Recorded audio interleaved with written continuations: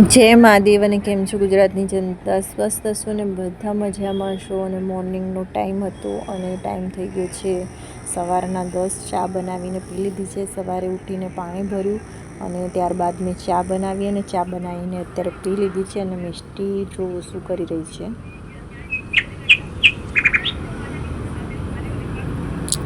So friends, હજી કામ બાકી છે. કામનું શરૂઆત કરીએ. સૌપ્રથમ મેં કપડાં ધોવાની શરૂઆત કરી છે.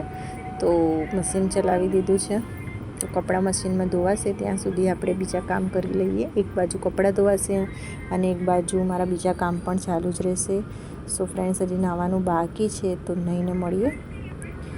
નાહ્યા પછી હું ઉપર આવી ગઈ હતી પૂજા કરવા માટે. અને કાલે જ મેં મંદિરની ક્લિનિંગ કરી હતી, કારણ કે ઘણા સમયથી હું બીમાર હતી. તો બસ એમ જ પૂજાપાઠ દીવાબત્તી કરતી હતી, પણ મંદિરની ક્લિનિંગ બાકી હતી, કારણ કે મારાથી તબિયત સારી રહેતી નથી, એટલે મેં ક્લિનિંગ કરતી ન હતી. અત્યારે તબિયત સારી થઈ તો હું ક્લિનિંગ પણ મેં સ્ટાર્ટ કરી દીધું છે. ધીરે ધીરે હવે બધા જ ઘરનું કામકાજ ક્લિનિંગનું હાથમાં લેવાની છું. અને આ છે મારા મમ્મી પપ્પા. કાનાના વાઘા પણ એમને એમ પડ્યા છે, કારણ કે કાલે મેં બધા ભગવાનને સ્નાન કરાવીને એકદમ ચોખ્ખા કર્યા છે. આજે ફરીથી એમનું સ્નાન કરીને શણગાર કરીશ અને ધીરે ધીરે બધું કામ સમેટીશ. સો ફ્રેન્ડ્સ, બીમાર પડીએ ને આપણે ત્યારે આપણને ઘરમાં જ્યારે કોઈ કરનાર ના હોય ત્યારે એટલું બધું કામ વધી જાય છે કે જેના ઘરમાં જે લોકો એકલા રહેતા હશે એમને ખબર પડતી હશે બધી કે કેવી હાલત થાય છે. અને આ છે મારા મમ્મી પપ્પાનો ફોટો, પહેલાંનો એમની જવાનીનો ફોટો છે. સો ફ્રેન્ડ્સ, આ ઉપરનો રૂમ હતો જ્યાં મંદિર મેં ઉપર સ્થાપના કરી છે મંદિરની. અને એના બાજુવાળો રૂમ છે. જો કપડાની હાલત તમે જોઈ શકો છો, બસ એમને એમ જ પડ્યું છે બધું. ઝાડુ પોતા થતા હતા, પણ જેવી રીતે ઉપર બધું થતું હતું, ડીપ ક્લિનિંગ બરાબર થતી ન હતી. હવે આજથી હું ડીપ ક્લિનિંગ કરવાનું સ્ટાર્ટ કરી રહી છું. આ ઉપરનું રસોડું છે જ્યાં હું મંદિરના વાસણો અહીંયા જ ધોઉં છું પિત્તાંબરીથી. અને આ બહુ યુઝ થતું નથી, કારણ કે અમે નીચેનું રસોડું યુઝ કરીએ છીએ, પણ અહીંયા ખાલી ટેમ્પરરી મંદિરના વાસણો ધોવા માટે હું યુઝ કરું છું. અને ફ્રેન્ડ્સ, જો આ છે પાછળની ઓસરી, ઉપરની ઓસરી છે. ઉપર બહુ ખાસ આવતા નથી, કારણ કે મંદિરમાં પૂજા કરવાની હોય ત્યારે જ હું આવું છું અને ઉપર સાફ સફાઈ કરવા માટે આવું છું.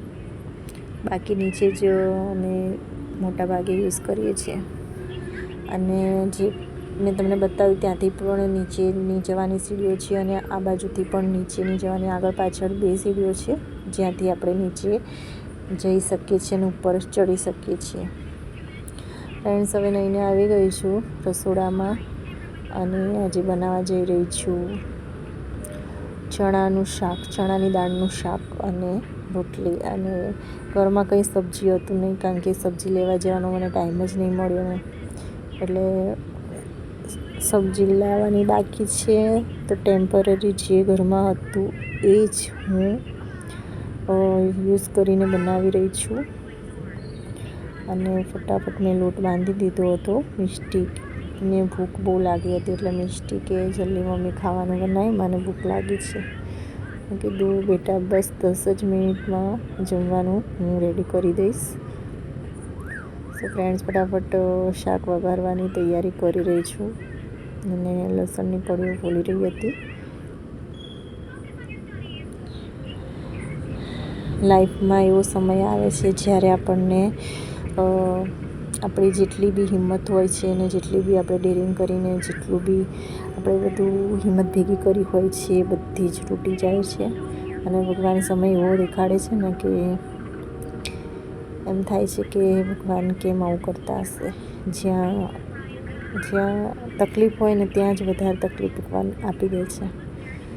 ભગવાનની આટલી પૂજા કરવા છતાં બી ભગવાન આપણી એટલી પરીક્ષા લે છે કે એમ થાય છે કે ભગવાન તમે કેમ આવું કરો છો. ભગવાન પર ગુસ્સો પણ આવે છે, પણ પછી ભગવાનને ભજતા જ રહીએ ને ત્યારે ભગવાન ધીરે ધીરે બધું આસાન પણ કરી દે છે.